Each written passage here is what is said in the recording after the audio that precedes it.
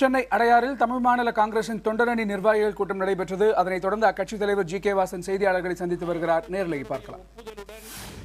அவற்றை பிப்ரவரி மாதம் 14ஆம் தேதிக்குள் சென்னை தலைமை அலுவலகத்திலே ஒப்படைக்க வேண்டும் என்று கேட்டுக்கொள்கிறேன்.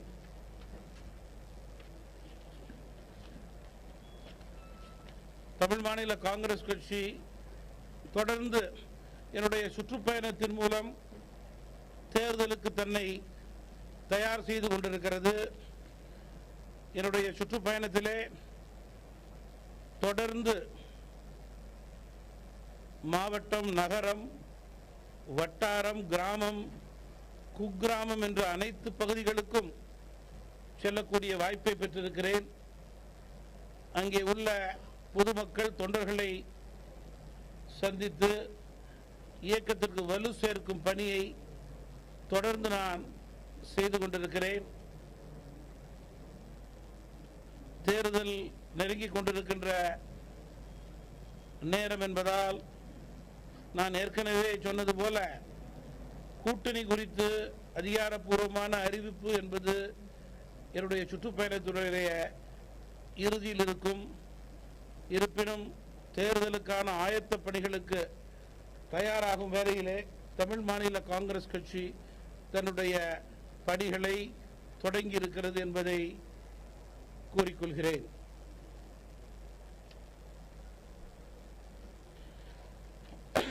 இன்னொருத்தவர் சொல்லாமா?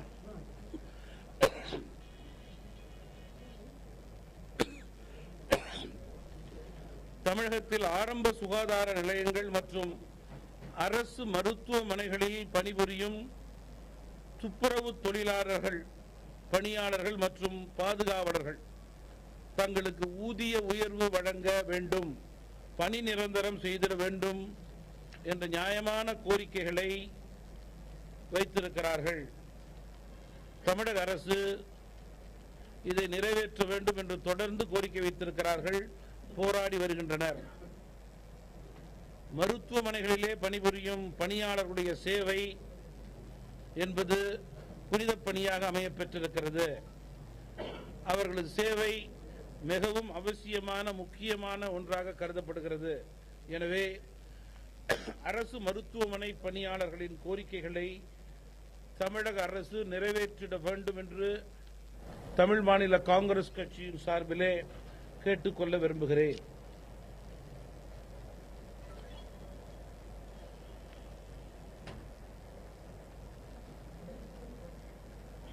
மத்திய அரசு பெட்ரோல், டீசல் மீதான கலால் வரியை உயர்த்தியிருக்கிறது.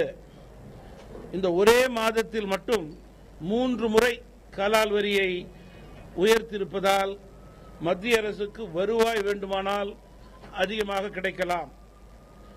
இப்போது 1 லிட்டர் பெட்ரோலுக்கான கலால் வரி ₹1 எனவும் 1 லிட்டர் டீசலுக்கான கலால் வரியினை ₹1.50 எனவும் மத்திய அரசு உயர்த்தியிருப்பதனால் சுமார் 3200 கோடி ரூபாய் வருவாய் மத்திய அரசுக்கு கிடைக்கிறது.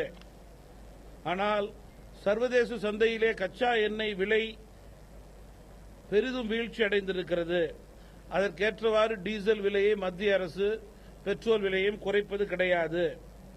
அதற்கு மாறாக கலால் வரியை உயர்த்தி வருவாய் ஈட்டுவதிலே கவனம் செலுத்துகிறது. இதனால் விலைவாசி உயர்ந்து பொதுமக்கள் மீது சுமை ஏற்படும். தற்போது சர்வதேச சந்தையிலே ஒரு பீப்பாய் கச்சா எண்ணெய் விலை வெகுவாக குறைந்த நிலையில் இருப்பதால் மத்திய அரசு தொடர்ந்து உயர்த்திய கலால் வரியை ரத்து செய்து அதன் முழு பயனை நுகர்வோருக்கு கிடைப்பதற்கு வழிவகுக்க வேண்டும் என்று கேட்டுக்கொள்ள விரும்புகிறேன்.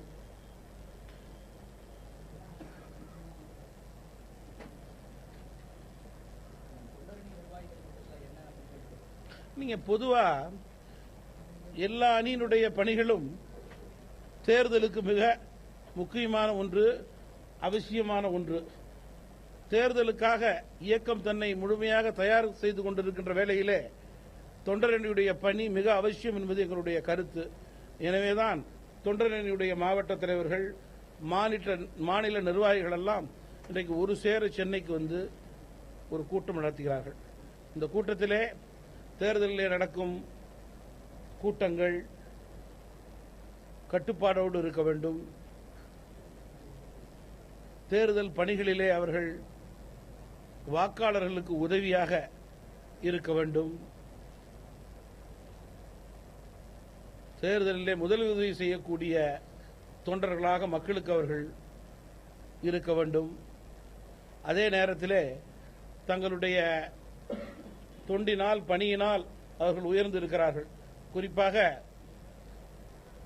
வெள்ள சேதம் மழை ஏற்பட்ட போது இயக்கத்தினுடைய தொண்டர் அணி பாராட்டுக்குரிய ஒன்றாக அமைந்தது.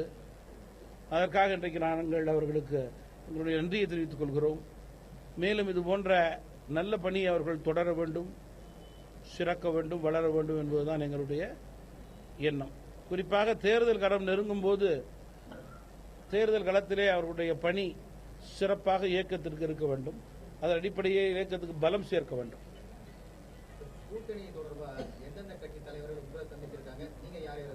கூட்டணி தொடர்பாக இயக்கத்திலே நாங்கள் கலந்து பேசிக் கொண்டிருக்கிறோம்.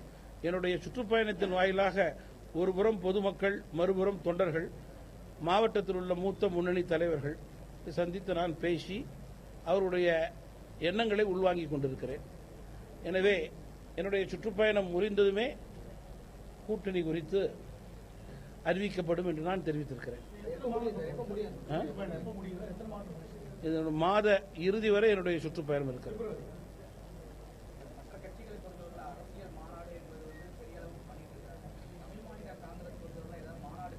தமிழ் மாநில காங்கிரஸ் கட்சி பொறுத்தவரையில் தேர்தல் நேரத்தில் மாநாடுகள் நடத்தி பலத்தை காண்பிக்க வேண்டும்.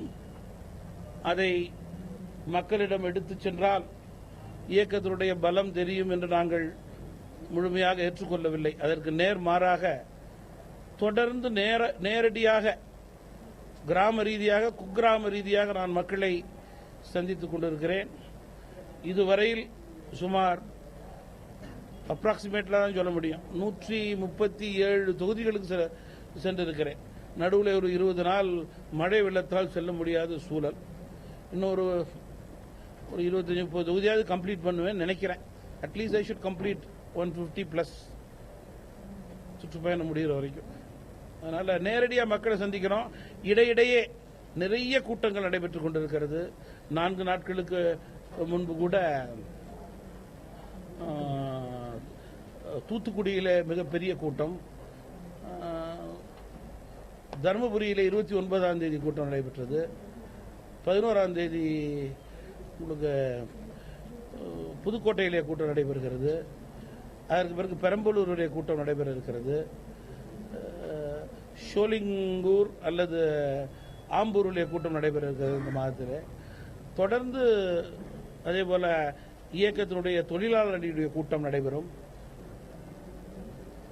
மேலும் மாணவர் அணியுடைய கூட்டம் நடைபெற இருக்கிறது. இந்த மாதமே ஒரு 5-6 கூட்டம் நடைபெற இருக்கிறது. 6-7 கூட்டம் இந்த மாதம்.